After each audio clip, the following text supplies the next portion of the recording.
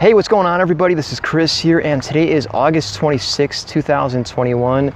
We are quickly approaching the end of the summer, and of course, as you guys in the tennis world know, that means we are coming up on the US Open, the final Grand Slam of the year. And what an interesting year 2021 has been. We've kind of seen in the beginning of the year a lot of issues with the lockdowns and players being forced to self-quarantine for a couple of weeks before being even allowed to play in the tournaments, as was the case at the Australian Open. And now things are luckily, they're kind of starting to open up a little bit more.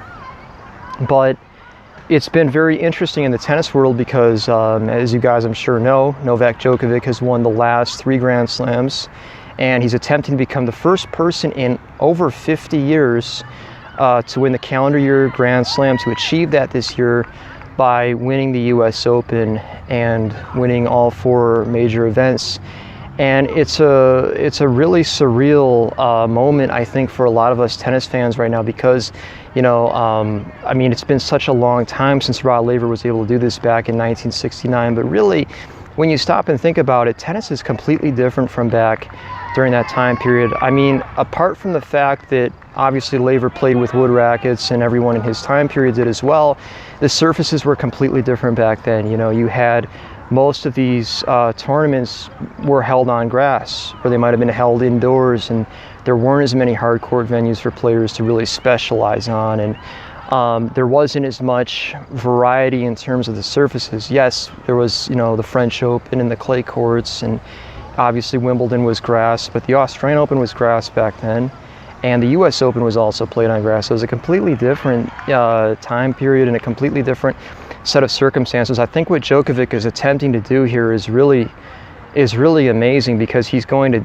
truly establish himself as dominating on every surface, you know, on fast hard courts at the Australian Open, and then on the clay, of course, at the French Open, and the grass of Wimbledon, and then finally the slower hard courts at the US Open. So it's really interesting in terms of what this means from a historical standpoint. Do I think that we'll see, what do I think we're going to see now from the big 3, you know, Federer, Nadal, Djokovic? It's really hard to say at this point, because they now, of course, each have 20 Grand Slams. So you look at it on paper and you say, well, I guess it's still really anyone's race. But of course, as we know, Federer is now 40 years old. I don't see him winning very many more Grand Slam titles, if any more. I think it's optimistic to maybe say he'll win another Wimbledon or an Australian Open, possibly, but that's being really, really optimistic for him. I don't think he's going to win any more Grand Slams myself. Maybe he gets one. And then we've got Rafa, of course, who's been dominant on clay for 16 years. He's won the French Open 13 times in that period of time.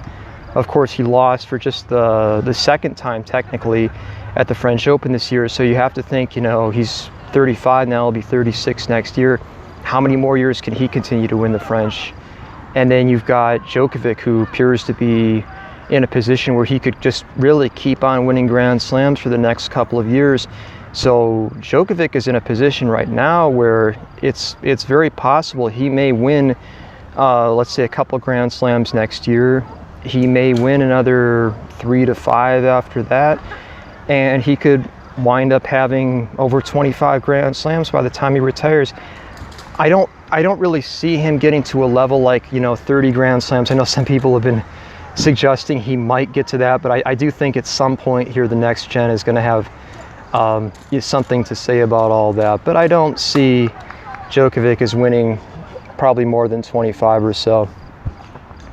And then with Nadal, it really, in his case, I think it depends on how healthy he is. If he's healthy, he's one of the best tennis players in the world.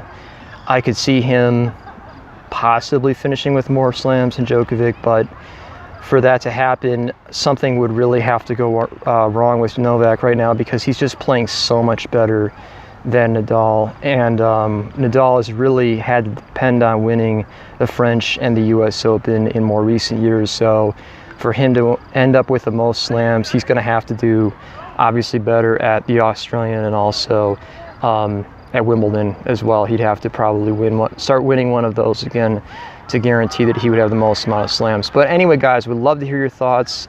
Do you think Djokovic is going to win all 4 Grand Slams this year, complete the calendar year Grand Slam, become the first person since Rod Laver to do this in 52 years?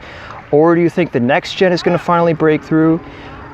Leave me a comment. Let me know what you guys think. Hope you're all doing great, and take care. I will see you at the next one.